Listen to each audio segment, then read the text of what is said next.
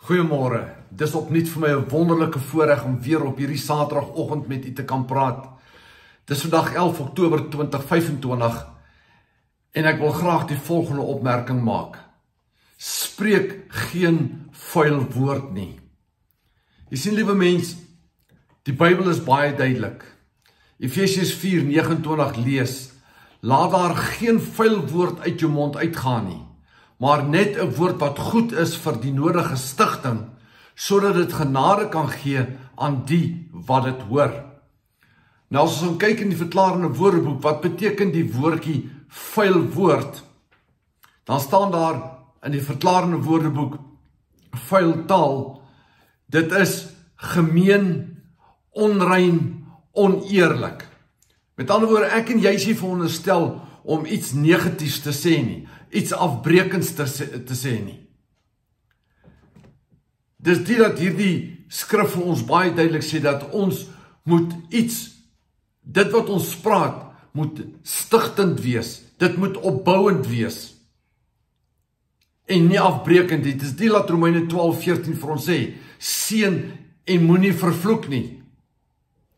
Maar ek wil jou graag verwys, want dit loop hand aan hand met Spreuke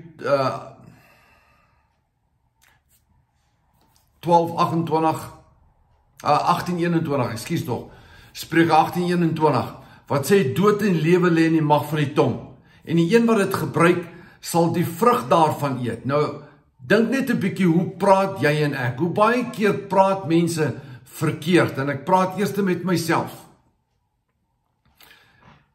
Baie mense sal vir jou sê, ag, daai freaking ding, of daai flippend ding. Ons weet mos wat jy eintlik bedoel. So hoekom gebruik jy nie maar daai woord nie?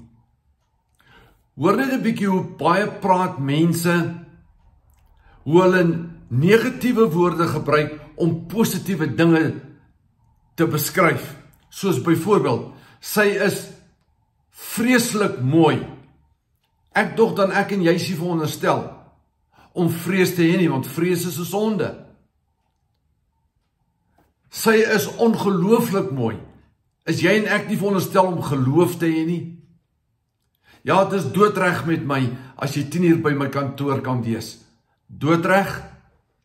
Daardie negatiewe woorde wat ons gebruik om 'n positiewe ding te beskryf.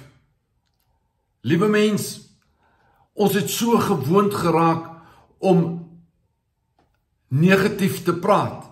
Dis hoekom daar so staan in Spreuke 18:21, dood en lewe, daar staan nie lewe en dood nie. Want die Here het van die begin van tyd geweet, dat ons as mens gaan meer negatief spreek, as wat ons positief spreek. Liewe mens, ons kan lank oor hierdie onderwerp gesels.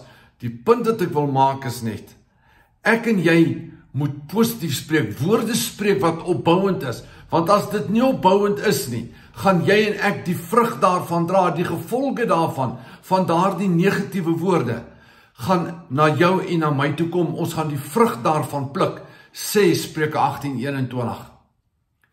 Maar dan sê hierdie teksgedeelte, die laaste gedeelte van Efesiërs 4:29, sodat dit genade kan gee aan die wat dit hoor.